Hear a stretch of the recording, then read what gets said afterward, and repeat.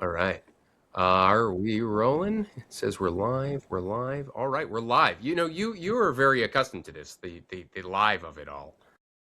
We're not actually broadcasting live. This will be very lightly edited, John. I don't know if you've listened to the show before, but we like to keep it really authentic, and not do any editing work. Is it bleeped? I mean, what if I use swear words? Well, I think many of our national advertisers will pull out, but it's worth it. It's worth it for you. Okay, good.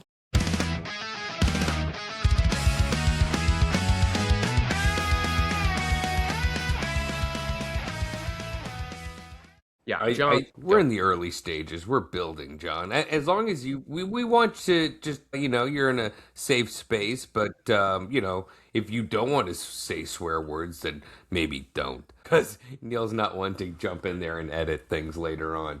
But I don't enjoy it. It Won't offend me. It's the authentic experience of being a dad. So I don't know if you know anything about what you're doing here, but we are here to sell you a life insurance policy. No, this is a podcast, I think, about dads. We are dads. For context, since I imagine you know very little to zero about us, we came from the television world, from whence you come. Ali Khan was the host of a show on the Food Network. I was an executive at the Food Network. And media being what it is, and us being dads, we decided, you know what? The world needs us to talk about being dads. And now that's what we do. And so this is the world's greatest dad podcast. Are you still in the right place, John? I think I'm up for this. I am clinging on to TV, with my fingernails. So I'm still here. And last I checked, I'm still a dad. Perfect. Yeah, there you go. You hit the only qualification that really is, necessary for any guest to be present. So lest we get too far off the rails, I'm going to have Ali Khan introduce you. And Ali, I left the time out of John's bio. So if you can just let people know when his show is on, that would be so helpful. Or otherwise we're going to have to put it in post. And that's going to be so annoying because, as we've established, I don't like to edit. Yeah, and what is that time? So I can Just get to it. It's 7 to 10 a.m., Monday through Friday, Eastern time. So CNN News Central airs weekday morning, 7 a.m. to 10 a.m., correct? Yeah, every day except Saturday and Sunday, as I'm frequently reminded when the alarm goes off. Every morning. All right. Tell us who we're talking to, Ali. Tell our listener who we're talking to. Here we go. John Berman is an Emmy award-winning anchor and correspondent at CNN, where he currently co-anchors CNN News Central, which airs every weekday morning from 7 a.m. to 10 a.m. He has been at the center of some of the biggest news stories of the past decade, from presidential elections to the COVID-19 pandemic to the Russian invasion of Ukraine. Over his career, he has interviewed everyone from Barack Obama to Mike Pence to Mitt Romney and even MC Hammer. He was embedded with U.S. Marines during the 2003 invasion of Iraq and has reported from the front lines of countless hurricanes, elections, and breaking news events. But even more important than his role in bringing us the news as it breaks is his other job. Being a dad to twin boys, Teddy and Joe, and husband to the love of his life, Carrie. John Berman, I gotta tell you, whenever I do intros like this, I feel woefully unaccomplished in life. But regardless, welcome to World's Greatest Dad. You're a front runner. I appreciate it. I cringe. That's like the official CNN bio that they make us write and prepare, and I cringe every time I'm at an event or somewhere where people read it out loud. I'm like, oh, that's not meant for people to read out loud. It's great to be here with you guys. I'm just excited. Is there anything we missed? I mean, it's factually accurate, right? I assume you did interview all those people. Almost everything you said there is completely true. We'll leave it at that. By the way, fraternal or identical? Identical. Do you get many dads of twins? Because twin dads, I think it's a whole other universe. And I don't want to say we judge parents of singletons, which are, non-multiple parents, but I think maybe we envy you. I think you might be our first twin dad. Is that right? Yeah, sure. Sounds right. I think he's our first twin dad. And that's interesting. How old are your twins? They just turned 19. 19-year-old twin Whoa, crazy, men. That's so weird. This whole time for a second, I'm like, oh, you have twins, and I imagine they're identical and they're like 4. You know what I mean? But no, they're 19. Like, totally. You flipped the script on me, John. It's different. They're like full-on men. In fact, so we used to send out every year. We would send out, instead of sending out a New Year's or a Christmas card, because we're a mixed faith family. We would send out a Valentine's card because we figured we can monopolize that holiday. So we sent out a family picture every year for Valentine's Day of all 4 of us. And this year was the first year we didn't do it because my boys are very handsome young men, but it's not like cute anymore. They're like full-on They're dudes. guys with like facial hair that should be shaved more frequently and hair that's never combed. And we're like, I don't know that people want the not so cute holiday card thing. So they're guys now. They're full on guys. I have a question about the identical twin thing, and this is something that I always weirdly, like well before I had kids in my 20s, I remember thinking like, I hope that I don't have identical twins because how will I tell them apart? Is it like, oh, when they're your kids, or when they were really little, were you like, oh God, which one is this? How did you know? So they looked a lot alike. They looked a lot alike when they were first born. We would dress them differently. Joe would wear blue, Teddy would wear orange or red. And when I say they would wear, we would put them in different color clothing, and we would say it was so that everyone else could recognize them, so family members could recognize them. But it was helpful in a snap. I think my wife always could tell them apart. And my story is that I could always tell them apart. As far as you're concerned, I could always tell them apart. But it would help at that age, particularly when they were if they were dressed differently. There were subtle differences. My son Joe had a little discoloration on one of his heels, and that was one of the ways that I could always be 100% sure. But it's not an issue. It's certainly not an issue anymore, although they still do get confused. And that honestly is like one of the major things about being a twin parent, is trying to individualize each child and make them feel unique and special and not a them. Did they ever try and pull a fast one on you and try and make you think that one was the other? Like, did that ever happen? They never tried it on us. My wife insists, and and they don't remember this really well, and I don't remember it at all, but she insists they tried to do it in school once, like in first or second grade, that they went to different classrooms there. I don't know whether that's 100% accurate, but that is a family story. So we're going to cover a lot. I know you're like a dedicated listener to the show, and you've listened to all the episodes. So John, that we have dads on, well, as we've established, the only qualification you need to be on World's Greatest Dad is be a dad, but also be a good dad, which is, subjective. We decide, we are the deciders, and you are a World's Greatest Dad. But the cool thing about this show is we've had dads on whose kids are in their 80s. We had one dad on who's a grandpa. I think he might be a great grandpa in his 80s. And so, and then we have people on who are like in the toddler stage, because we're all going through it. We're dads in many seasons. So we're going to go back now, take us back 19 years, maybe 19 years in like a few months, so that, you're getting ready. Maybe you're getting the nursery ready. Where are you at? You're like kind of traveling the world, interviewing leaders, like earthquakes are happening. You're like breaking news, and you're about to be a dad. What is going through your mind in terms of how is this going to work with my travel schedule and my career? And you're kind of click, click, click up the roller coaster. You're on the other side now. You did it. But take us into like that John's brain. So we had been together.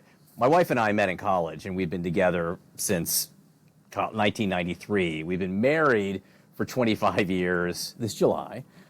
And we waited to have kids for a little bit till she got through business school and until we figured out how, to afford New York City, where we lived. My son is actually calling me right now, but I'm not going to pick up. That shows you that maybe I'm not the world's best dad, because I'm not picking up when my son's calling me. Happens all the time here. So we had waited a little bit to have kids. And then, of course, the minute we started trying, it took us a lot longer than we thought. And when my wife found out she was pregnant, pretty soon after that, they're like, it's twins. And we're like, oh my God, it's like all at once. And so we did all the preparation classes, which were directed toward parents of twins. And we didn't have any. A lot of times you meet parents of twins and they've had a kid before, but we had never had one. So we didn't know how to keep one alive, let alone two at once. So we did all the classes and we got all ready, we thought, and we had all the gear, but it was overwhelming. I mean, two at once is overwhelming. And we lived in a small New York apartment. At that point, it was a 6th-floor walk-up. We were on the 6th floor of a walk-up, and it was a duplex, and our bedroom was up like this spiral staircase up here. And so we knew we had to move, and we tried to move before the kids were born, but we blew that. So we knew we were going to be bringing them back to a 6th-floor walk-up, two at once, which was going to be a problem. So it was all wonderful because it took us a while to get there, but incredibly overwhelming. And then with twins and my wife, I don't want to give away her age, but I will. We were 35 at the time, roughly. So as soon as you're 35, doctors scare men and particularly women into thinking they're 100. And it was an at-risk pregnancy because anytime a 35-year-old woman's having twins, they call it an at-risk pregnancy. So that's a nice added level of stress. So we were stressed out the whole pregnancy a little bit just because we wanted it to go well. But she carried to like full term, like 40 weeks, whatever exactly, like 1 day early, I think it was. Like 1 day, which is almost unheard of for twins. So yeah, it happened, and it was right from the beginning. It was just a lot. It's a lot of kid at once when you're not used to them. And where are you at? I mean, it seems like maybe you guys were a little bit established in your careers, but still, huge change. Where were you working? Where was your wife working? What did work look like, before they were born and then in the months and first few years of their life? So my wife was a fashion executive at the time, and I was a national correspondent for ABC News at the time, and which meant traveling all over the country, covering stories wherever they wanted to send you. Based in New York, but really on call at a moment's notice to go anywhere and do anything. The years before, I had done a lot of wars because there were a lot of wars at that time between like 2003 and 2008 when the boys were born, but 2007 when the boys were born. But I had actually stopped covering wars right around the time she got pregnant. I didn't say I'm done. I didn't say like this is it, I'm never doing it again. But I had started covering the Obama campaign and that 2008 campaign. The wars were kind of over here, and I was doing more campaign work at the time. I never had any intention to stop doing that. I mean, that was my life.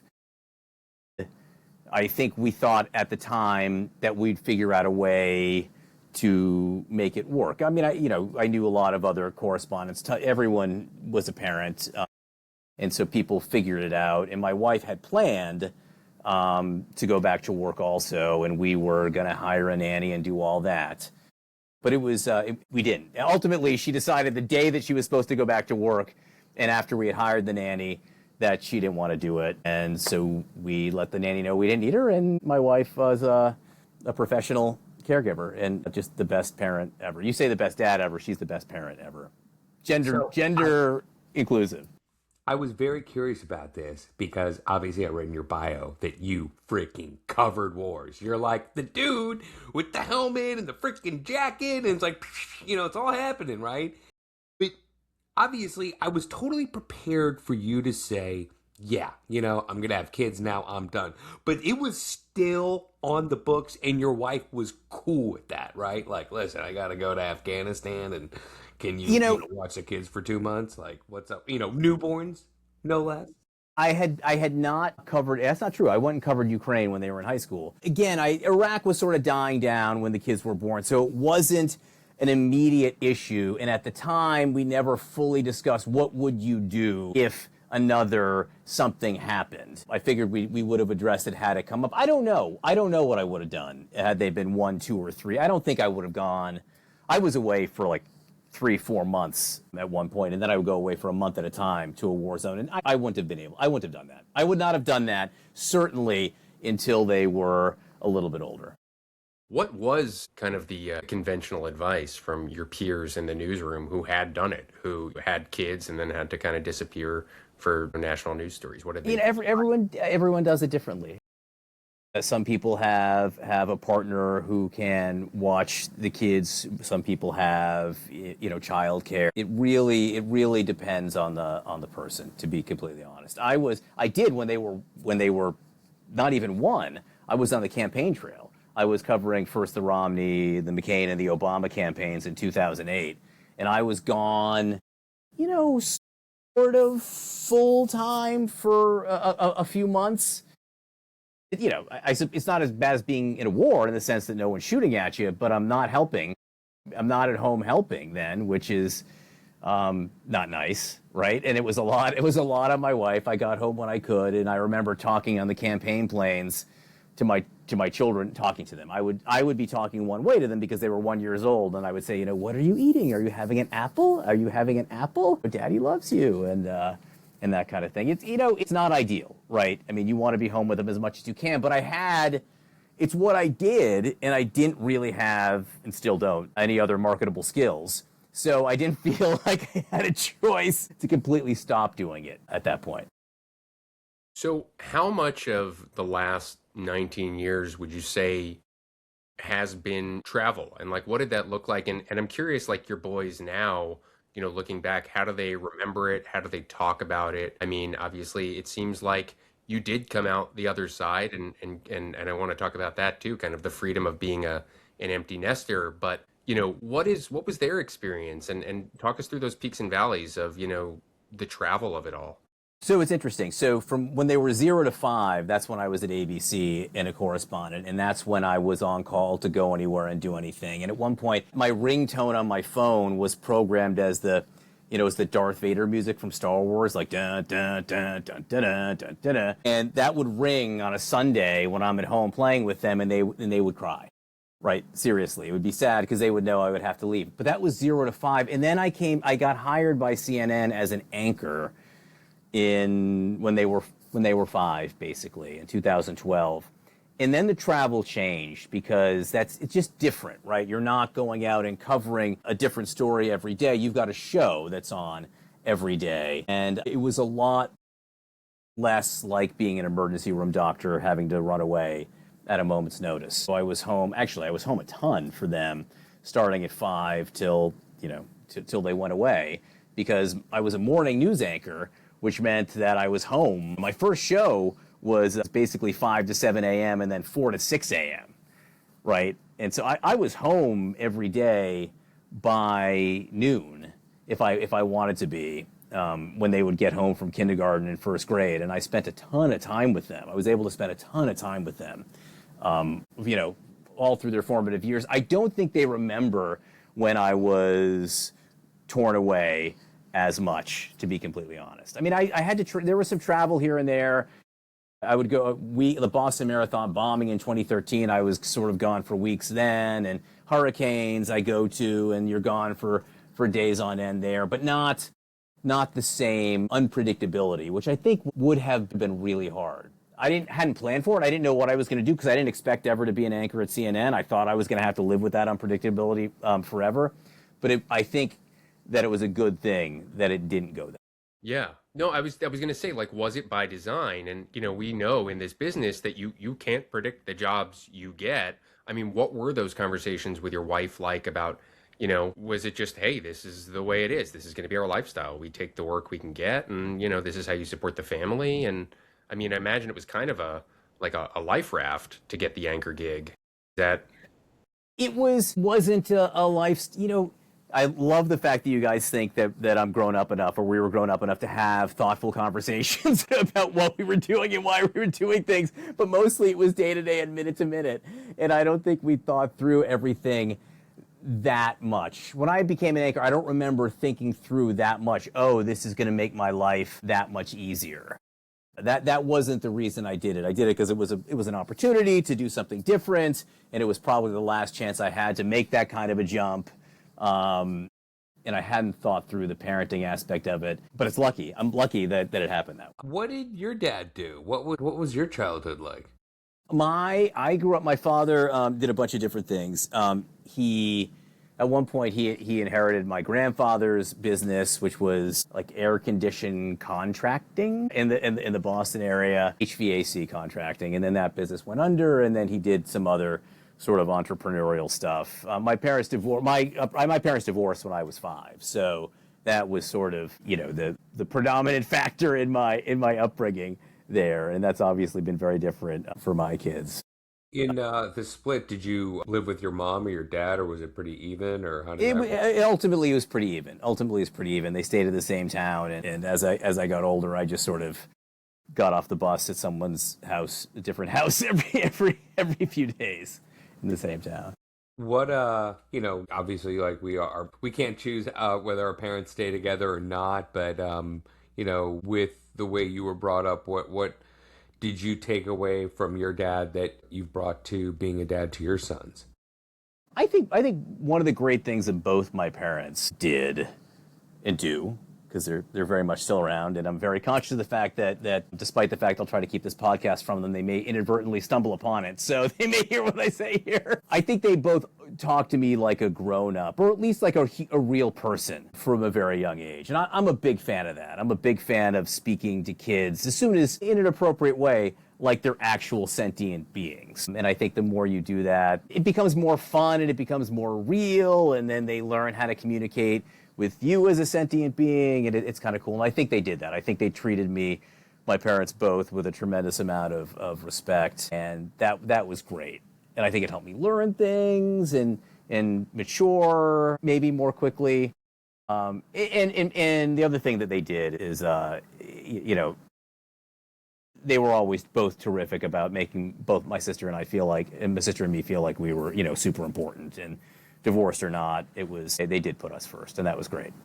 That's so cool because, it's people have so many opinions on, what is termed in society a broken home or, child divorce. And I think the reality is every experience is different. And in many ways, it sounds like you had a healthier childhood than some people whose parents do stay together, And I think that's really interesting. I'm curious because, something that came up with, but for reference, by the way, Ollie has got a 14-year-old son named Heath, and I have an 8-year-old daughter named Cece and a 5-year-old son named Zeke. And he's in Texas and I'm in Brooklyn. Just so now you get the lay of the land where we're at in our dad season. But, something that came up that I'm very curious, your take, both in your personal experience and as a professional newsman, is, my wife and I, came from media. My wife studied journalism, and, I worked in TV, and we're just kind of obsessed with the news and what's happening in the world, and we like to be plugged in, but we've got young kids, and so we have the news on a lot, and morning shows are pretty light, but right. As they dive into everything. It's like,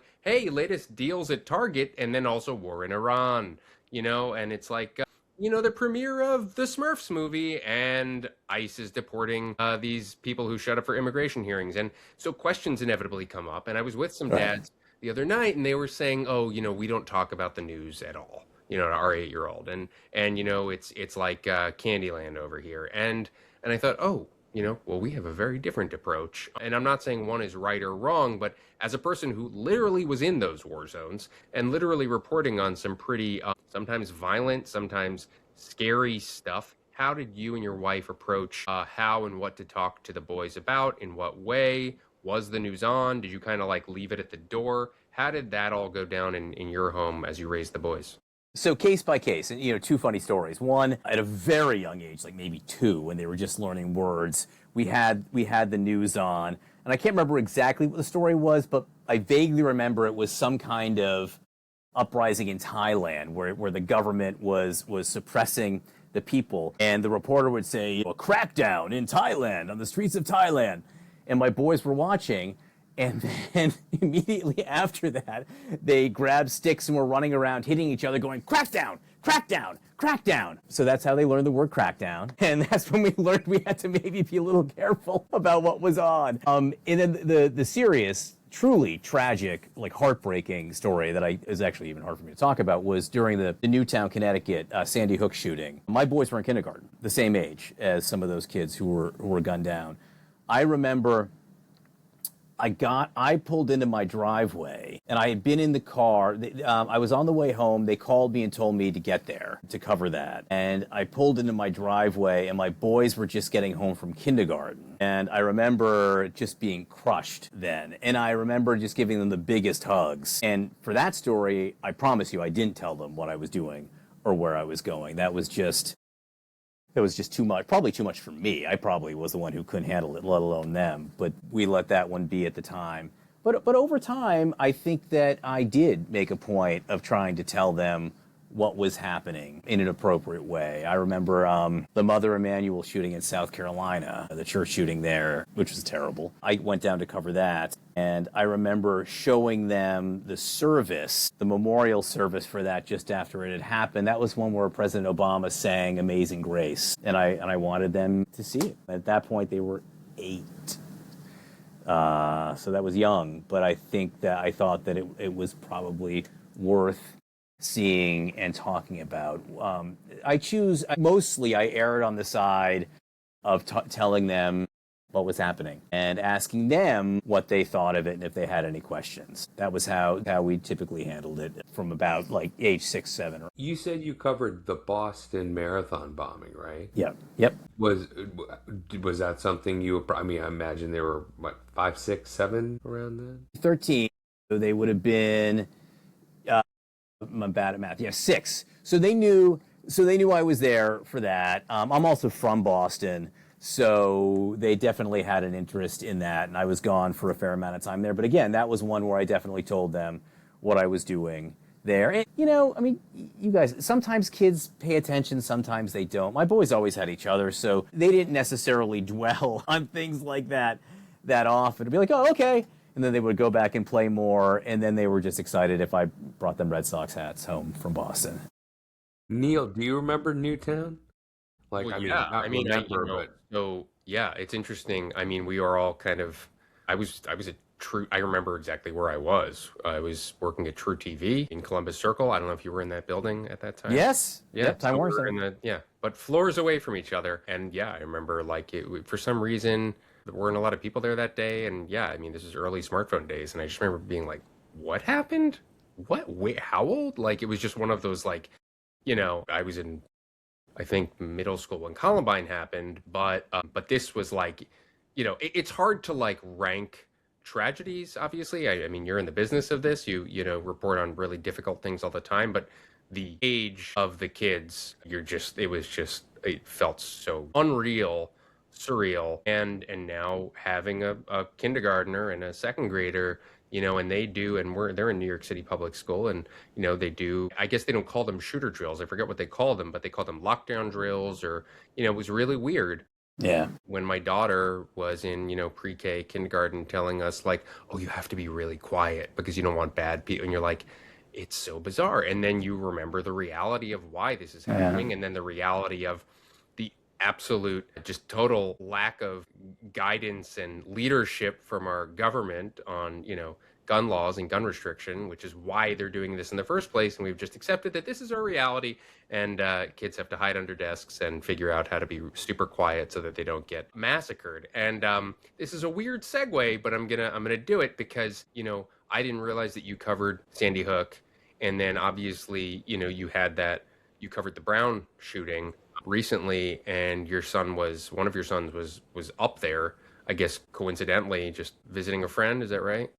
Yeah. I don't know if you're familiar with the band Goose, a jam band. He was in Providence to see Goose. As a millennial living in Brooklyn, I know about the band Geese, but so there's a band Goose and Geese, right? I get maybe they're competitors there, or maybe when he's a solo artist, he's Goose, and when he plays with his bandmates, it's Geese. He was in Providence to see them, and he was visiting a friend who was a freshman at Brown, and he shows up to campus, calls his friend basically, and says, "Hey, like I'm here," and the friend's like, "Hey, why don't you meet me in the library? There's something going on." So my son meets his friend in the library, and sure enough, there's an active shooter on campus in a different building, and my son was locked down in that building for 7 hours. So where are you in this in terms of like the shooter hadn't been caught? You are both getting updates or lack of updates from your son, and then also I imagine getting updates from work. So like where are you mentally and in terms of like the sources of information that you're getting? I can tell you the exact timeline of this is that my son texted us and said, "Hey, I'm at Brown. There's an active shooter." And the first thing I did was start checking all the sources that I know online and whether or not there was any internal communications at CNN about this, and there wasn't yet. Like there literally was nothing online yet, and nothing at CNN yet. I'm going to say this. I'm sure CNN will. To just I didn't. My first instinct, my first, second, third, fourth, or fifth instinct was not to call CNN, even though I was, maybe one of the early people to know. So I didn't. I mean, I was really 1,000% focused on my son. I just didn't care about the reporting aspect of it. I'm sure there are better reporters out there who would have checked in with their company, but that wasn't me. I was concerned about my son. So we got on the phone with him, and he was doing everything right. This actually gets to what you were saying with your children. I think the sad fact is that the kids these days have been taught and raised in this culture and know what to do. So he's like, yeah, I'm in the library in a back room. We've barricaded the door. I'm here with my friends, and, we're okay, and it seems okay. And then I asked him a bunch of questions that I think, that I have a pretty good insight to, having covered way too many of these. Are the doors outside barricaded and locked? Can anyone get in and out of the building? Are you hearing any shots? Are you getting communicated? Is the school communicating with you? And he had great answers to all of them. And he kept saying, I'm okay. No one's getting in and out of the building. They're telling us to sit down here. The Brown kids are all getting alerts on their phone. And it went on and on. So we were talking to him at a very early stage. And then I started to see it in the internal CNN communications. And then CNN called me and said, hey, can you go to Brown to cover this? And I said, yes. I said, but you've just got to let me get things together here because my son's up there. It was completely coincident that CNN asked me to go, and that my son was up there. Your sons at the time, they were freshmen or they were still in high school? They've both just started college in February. Okay. So they had taken a semester off, a semester abroad, each of them separate places, and he had just gotten back from overseas, and he was visiting his friend who we hadn't seen in a few months at the Goose concert. So but I guess, was he living with you, or like, was it one of those things like, oh, we didn't even know you were up there this week? I knew he was at Brown. Yeah, sure I did. So yeah, because he had come home from overseas and been with us for a few weeks and taken it's another part of the story. He had taken the car up to Providence, to Brown, and it was snowing all weekend, right? So we were very worried about the driving conditions. And I don't know, sometimes I have a hard time sequencing what I should be most worried about. So we were still worried about the driving conditions as there's an active shooter at campus. And over the course of those hours, one of the things we were most worried about was how he was going to drive off campus and get to the next place and get home through the snow and ice. So, yeah. Well, and it's such a wild thing, I imagine, too. And we talk about this, again, like our kids are minors, legally kids. You now have sons who are legally men.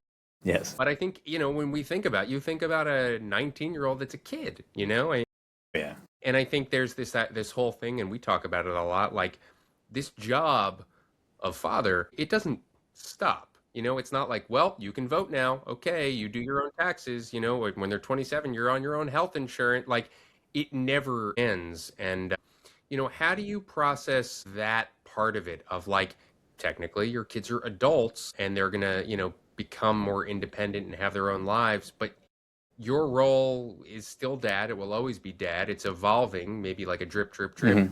How do you think about that? How do you and your wife talk about that? Do you and your boys talk about that? I mean, you're certainly different than when they were in kindergarten, but at the same time, not. It does constantly evolve. It always feels to me that it's getting better and better and better. I mean, I could not have possibly liked them more from the minute they were born, but I feel like I like them more and more every day. And they're just so fun and interesting and funny and fun to hang out with in so many different ways. And of course now their willingness to hang out with you changes and evolves over time. I so enjoy them and seeing the world through their eyes and watching them learn and talking to them about it. And what you're asked to do as a parent does change. My sister's got a saying. She goes, You're only as happy as your unhappiest child. I think that's about right. Yeah, which is true, right? Like your family, you're only doing as well as like the child that is having issues. But my sons are terrific in their struggles. Every human struggles have been all manageable. But yeah, those obstacles and those challenges change over time, right?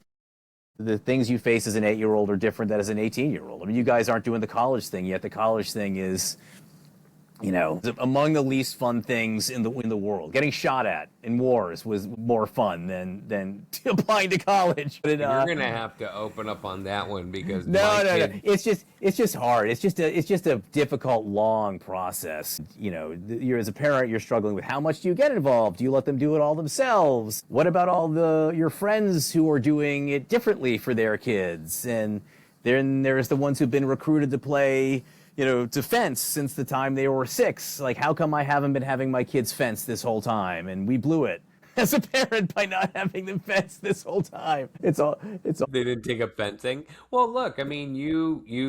Congratulations, your kids are now in college. I have a kid who's about to start his freshman year of high school in this fall.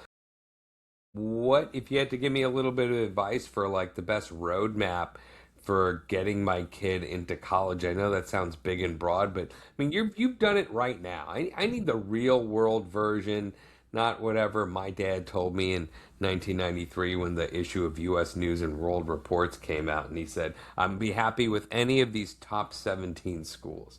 So like it's the real world. College is freaking expensive. It's frightening. Yeah. Yeah, give me a couple little pointers here because this is actually happening way faster than I thought. I mean, I think we all have these choices to make, and this is one of the things that my wife and I have talked about the most. I mean, do you want to be one of these?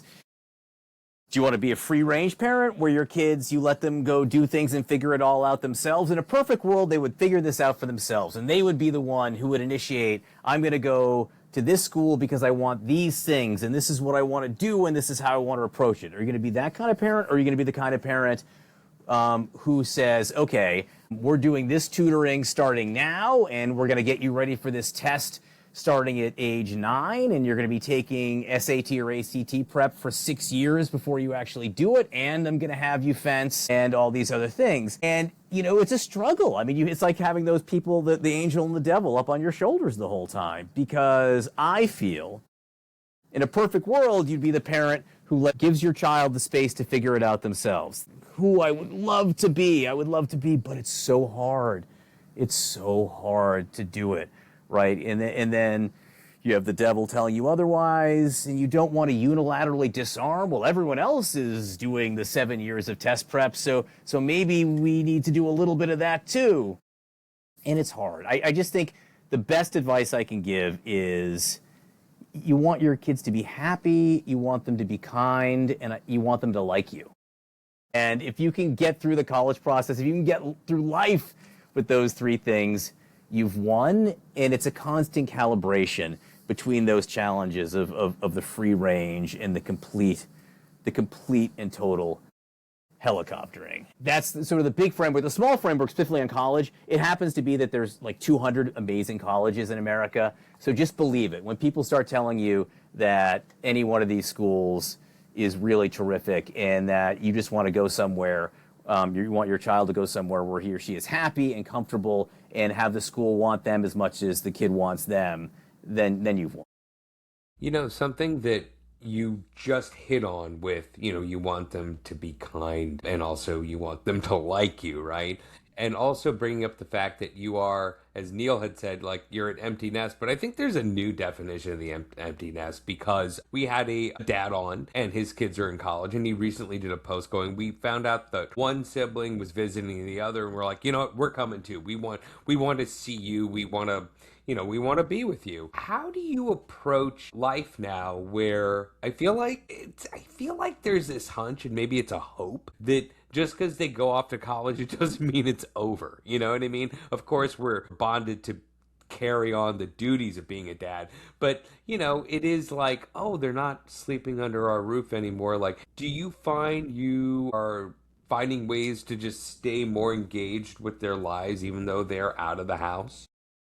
So my kids both went to boarding school for high school, and different boarding schools. That gets into the whole twin thing. They wanted to have their own space through high school. But as a result, we were sort of empty nesters for 4 years, but we were going to see them almost every week at each of their schools. We were on the road constantly visiting them and being near them.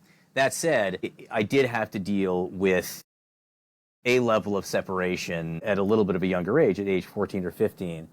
And it was so much harder on me, I think, than the boys, and I also think my wife. I became a little untethered, I think. And it wasn't that I didn't have the stuff to do with them. It wasn't that I wasn't driving them to soccer practice every day or having dinner with them, or having them. They actually used to put me to bed because I would have to go to bed before they would, or having them, come in. It wasn't the specific things. It was the idea that there was this absence. What am I doing any of it for if it's not for them? And I can't get that reaction back if I can't sort of see myself through their eyes on a regular basis. And it was really hard for me. And I became a little bit, I think, lost. And then every year when they would go back away again, I would get lost again. And I think it gets shorter and shorter and more manageable every year. But even this year, which was year 5 going off to college, there's a moment where I'm like, okay, what's it all for? I mean, they're gone. What's it for? But I've learned to enjoy and appreciate the best thing in the world is when they call you unprompted, or send you a text unprompted, or want to tell you something that you didn't ask. That's sort of amazing, right? And I almost always pick up the phone no matter what I'm doing, whatever they call, except when I'm doing a podcast about being the world's greatest dad. I happen to know why he was calling, which is why I didn't pick up, which was about the podcast. I wanted to ask him if he had any stories, if there's anything I should say. Because when I told him like a month ago, or whenever you guys first approached about this, they're like, really? You're doing a podcast and being the world's greatest dad? They're like, really? Huh.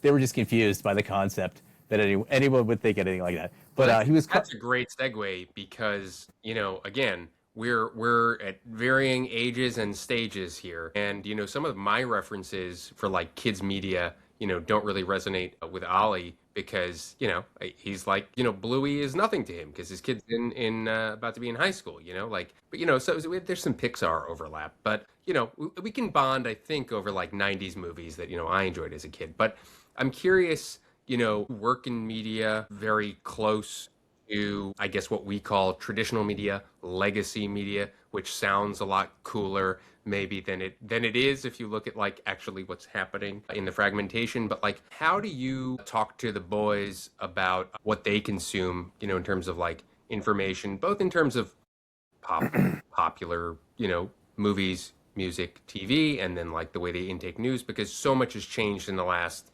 10 years, 20 years, 30 years since you started.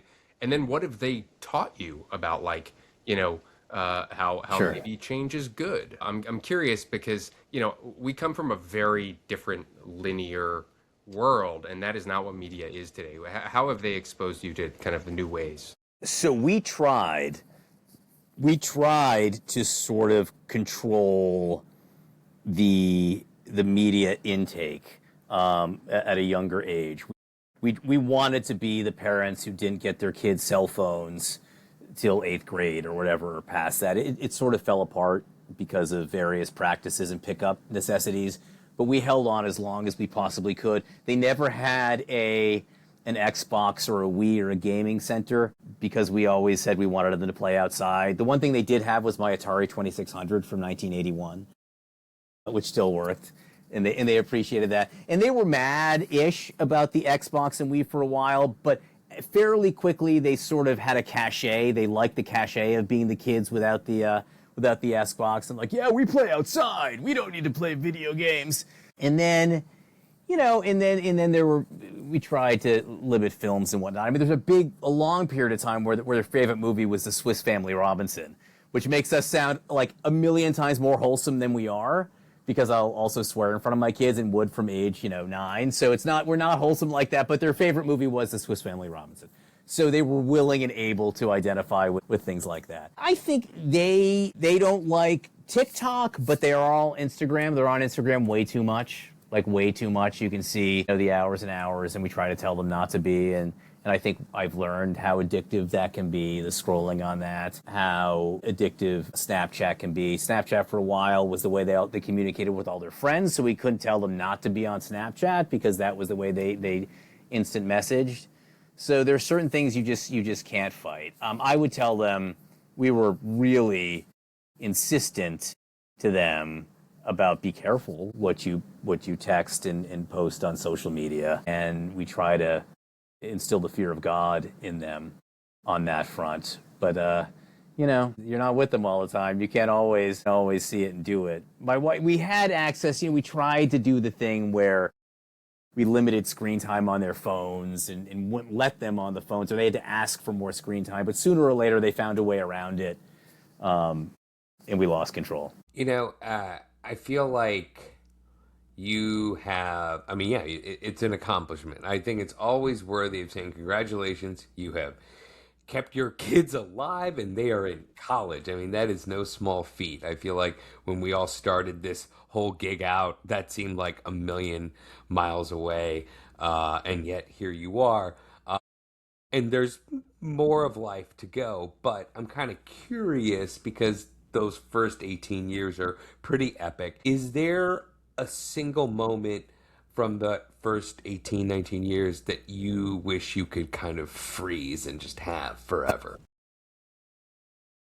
If I say the pandemic, you're not going to judge me, are you? The pandemic was, for the four of us, this, especially at the beginning, this ridiculously special moment where we're in, we were home. I was still coming to work, but getting home at, before 11 o'clock every day. I would come home right after the show. I would do the show here at CNN in a flash cam by myself, no human contact.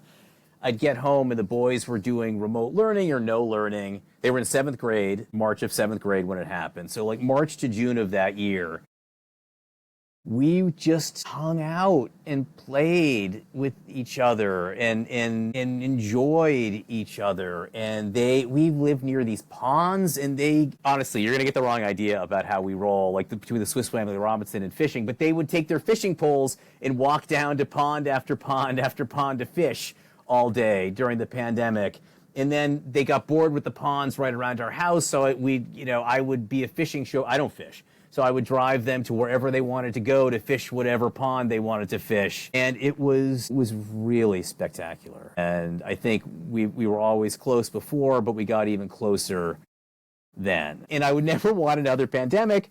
And I don't think after being together as much as we were for that long, we could have ever done it again. In fact, I think one of the reasons they went to boarding school wasn't that they were sick of us, but we maybe used up all the minutes that we had together, and there needed to be they maybe innately found they needed to go out and branch out. But it was, and also everything was so weird in the world, right? And to be able to turn to your loved ones and have connections like that, I will never forget it. I think they may look on it fondly.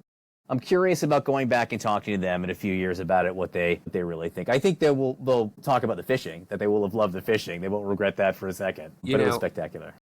We had a very similar thing. I think we both shared this. We had no health crisis during that time. Yeah. So what happened was we just spent a lot of time together, and it was amazing.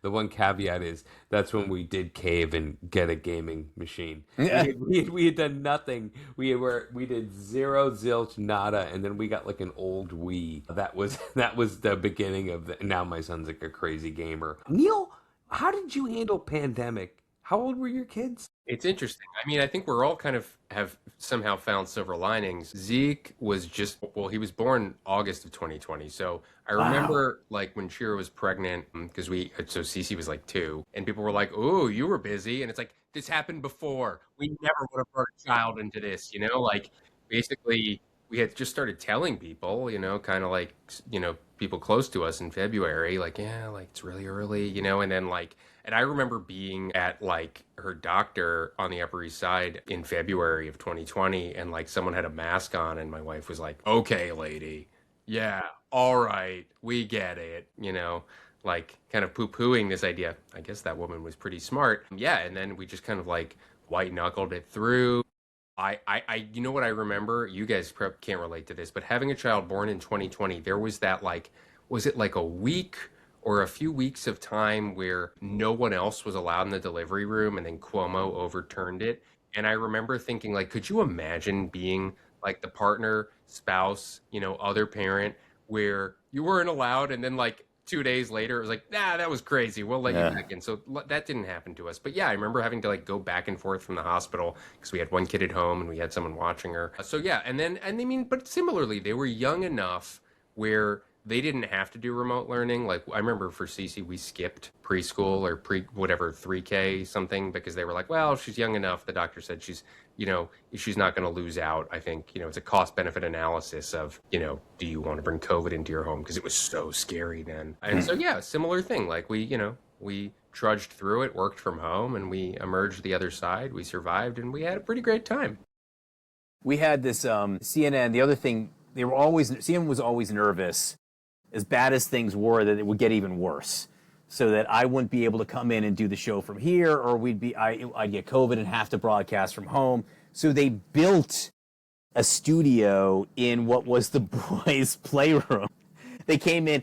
We had to clear out because everyone was so masked and you couldn't be near these people. So yeah, they walked in and they set up all these lights and they put all these cameras up and they wired it. So for the entire bad part of the pandemic, there was this TV studio which I really only ever used twice. Once to test and once just to broadcast from there because I didn't want to go in. But they lost half the space that they normally had to play in. It was just sort of sitting there the whole time as a reminder. Did you ever do any fake news shows with them? I was so nervous about them touching the stuff. I didn't want to. Yeah. Part about Twin Boys was they break stuff, and they sort of broke stuff pretty regularly until they're still breaking stuff.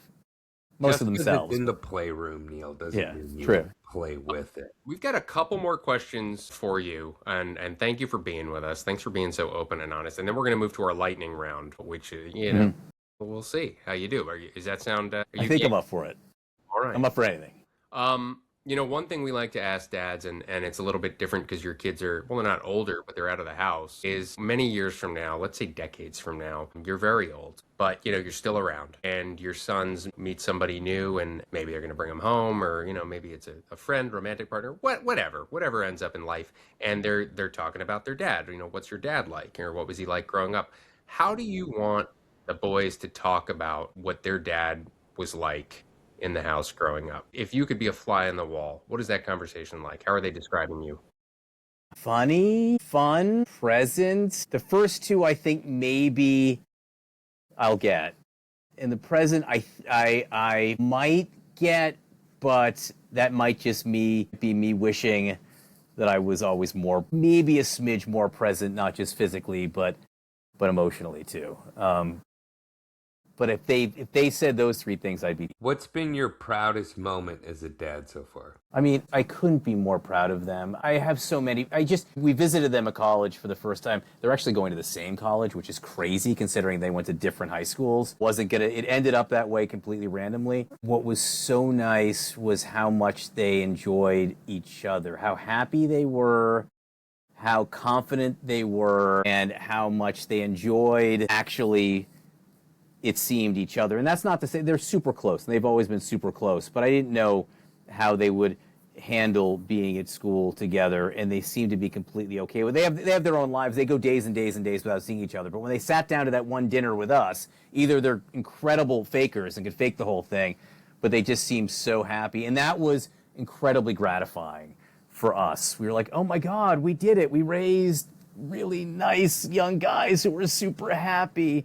So that big picture has also just happened a few weeks ago. The other things I love are when they do things they're not good at because they like it, or not worry about being great or the best at it. One of my sons decided, not even the beginning of high school, he was going to dive. He wanted to dive. So he joined the diving team. And at first it was sort of ridiculous, right? Because he didn't know how to dive.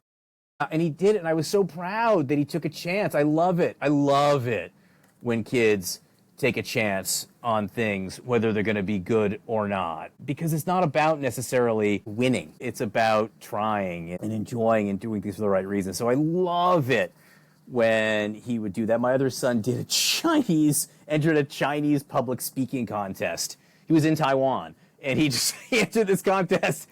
And he's not Chinese, and he was taking Chinese, and I was so proud of him for putting himself out there like that. That's the kind of thing that makes me proud, is when they have the confidence to take chances like that. I love that. That is pretty darn amazing. And on that note, Berman, we're going to take you into the lightning round. Are you ready? Right. I'm ready. All I'm right. sitting up. Here we go. Breathe in, breathe out. Parenting advice in 5 words or less. You're going to screw it up no matter what. Pick a superpower, super strength or super speed. Strength. You said speed round. It's not. It's so. That's. I'm not doing a good job with this. I'm doing my part. The Dungeon Master's Guide. I like that one. D&D guy. Best dad snack. I mean, cheese sticks. It's actually the kids' snacks that are the best dad snacks. I secretly think that every dad wants to have kids just so we can eat the stupid kid snacks. So I it's think the you kid just snacks. answered the question. You're right. It's kid snacks. Favorite band you introduced your kids to? Grateful Dead. I took my son to Dead & Company at the Sphere in 2024. One of my happiest moments was when he called me and said, "Hey, Dad," although he calls me, both my kids call me Berman. They don't call me Dad. He said, "Hey, Berman, I'm beginning to listen to Grateful Dead." I'm like, "You are?" And then I went StubHub and I got tickets to the Sphere. My other son doesn't like the Dead at all, but one son likes Grateful Dead. I'm guessing the one who saw Goose at Brown.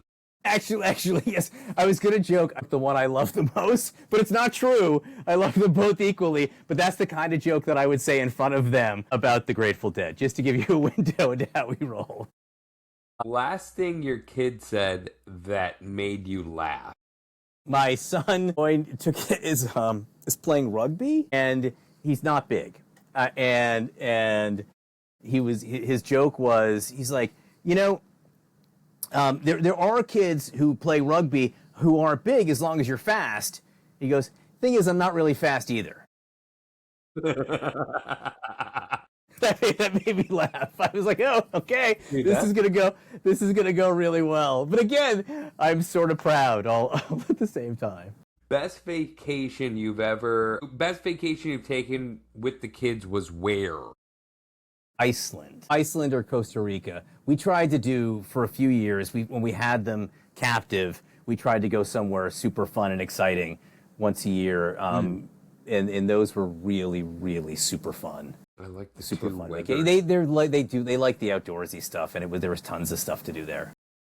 Who's the stricter parent, you or your wife? Probably my wife, but it's me in different ways. We're both really fun. God.